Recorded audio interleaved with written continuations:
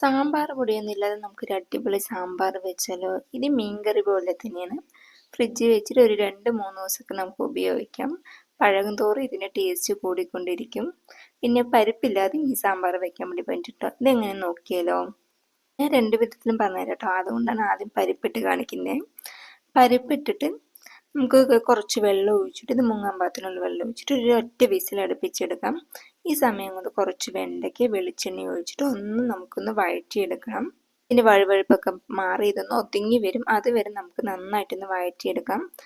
ഇപ്പോൾ കറക്റ്റ് പാകമായിട്ടുണ്ട്. ഞാനിതൊന്ന് മാറ്റി കൊടുക്കണ്ടേ. സെയിം പാനിൽ തന്നെ നമുക്ക് കുറച്ച് വെളിച്ചെണ്ണ ചൂടാക്കിയിട്ട് ഇതിലോട്ട് കുറച്ച് ഉലുവ ചേർത്ത് കൊടുക്കാം.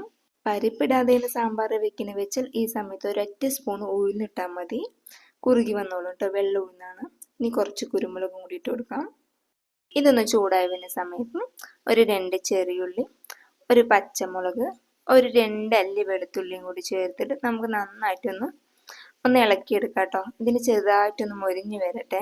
ഇതിൻ്റെ കളറൊക്കെ മാറി വരുന്ന സമയത്ത് ഇതിലോട്ട് നമുക്ക് ഒരു കറിവേപ്പില ഊരിയിട്ട് ചേർത്ത് കൊടുക്കാം കേട്ടോ.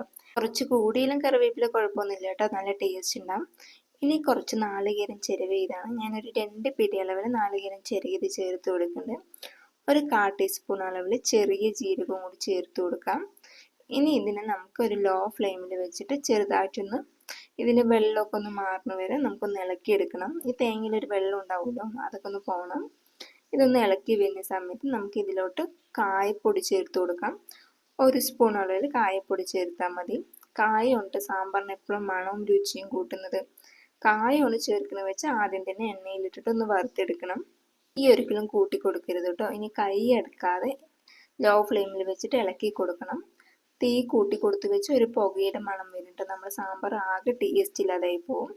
അതുകൊണ്ട് തീയിലൊരു ലോ ഫ്ലെയിമിൽ വെച്ചിട്ട് നന്നായിട്ടൊന്ന് കളർ മാറ്റിയെടുക്കാം. ഇതിപ്പോൾ ഒരു ഗോൾഡൻ ഷെയ്ഡിലോട്ട് വരുന്നത്. ഈ ക്യാമറയിൽ അധികം ക്ലാരിറ്റി ഇല്ല കേട്ടോ, പക്ഷെ നല്ല ഷെയ്ഡിൽ വന്നിട്ടുണ്ട്. ഇനി ഫ്ലെയിം ഓഫ് ചെയ്യാം. ഫ്ലെയിം ഓഫ് ചെയ്ത ശേഷം ഒരു 3/4 ടീസ്പൂൺ അളവിൽ മല്ലിപ്പൊടി, ഒരു 1/2 ടീസ്പൂൺ അളവിൽ മുളക് പൊടിയും കൂടി ചേർത്തിട്ട് നമുക്ക് നന്നായിട്ട് ഇളക്കിയെടുക്കാം. ഈ ചൂട്ടിലിരുന്ന് അതായിക്കോട്ടെ. ഫ്ലെയിം ഓണാക്കി ചേർക്കുമ്പോഴത്തൊക്കെ കരിഞ്ഞു പോകും കേട്ടോ. ഇനി ഒരു ചെറിയൊരു കഷ്ണം പുളി എടുത്തിട്ട്, ഒരു നെല്ലിക്ക വലുപ്പത്തിലുള്ള ഒരു ചെറിയൊരു കഷ്ണം പുളി എടുത്തിട്ട് കുറച്ച് വെള്ളം ഒഴിച്ചിട്ട് നന്നായിട്ടൊന്ന് കുതിർത്തിയ ശേഷം ഇതിൽ വേസ്റ്റൊക്കെ കളഞ്ഞ് മാറ്റാം കേട്ടോ. അപ്പോഴേക്കും എന്താ പരിപ്പൊക്കെ വെന്ത് കിട്ടിയിട്ടുണ്ടേ. ഇത്രയും വെന്താൽ മതി. ഇതിലോട്ട് കട്ട് ചെയ്ത വെജിറ്റബിൾസ് ഇടാം. മുരിങ്ങക്കായ്, പിന്നെ വഴറ്റിയെടുത്ത വെണ്ടയ്ക്ക, പിന്നെ കുറച്ച് കുമ്പളങ്ങയും കൂടി ചേർത്ത് കൊടുക്കുന്നുണ്ട്. നിങ്ങൾക്ക് ഇഷ്ടമുള്ള വെജിറ്റബിൾസ് ഒക്കെ ചേർത്ത് കൊടുക്കും. അത് ഓരോരുത്തരുടെ ഇഷ്ടം ഉണ്ടോ. ഞാനിവിടെ ഇത്രേ ചേർത്തിട്ടുള്ളൂ. പിന്നെ ഒരു സവാളയും കൂടി ചേർത്ത് കൊടുക്കുന്നുണ്ട്. പിന്നെ ഒരു 1.5 തക്കാളി അല്ലെങ്കിൽ ഒരു വലിയൊരു തക്കാളി അരിഞ്ഞും കൂടി ചേർത്ത് കൊടുക്കാം.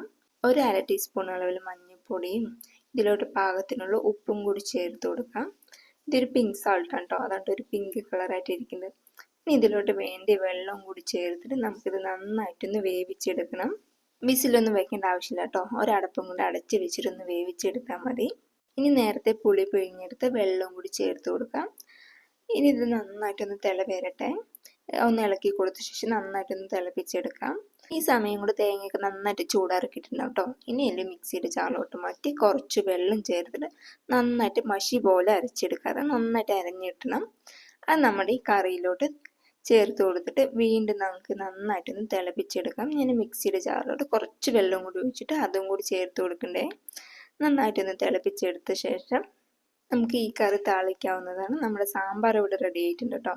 ഇനി താളിക്കാൻ വലിയ പരിപാടിയൊന്നുമില്ല. ഒരു പാനിലോട്ട് കുറച്ച് വെളിച്ചെണ്ണ ഒഴിക്കുക. ഇനി അതിലോട്ട് പാകത്തിനുള്ള കടുക് ഇട്ട് കൊടുക്കാം. ഇനി ഒരു 2 വറ്റൽമുളക് പൊട്ടിച്ചിട്ട് കൊടുക്കാം.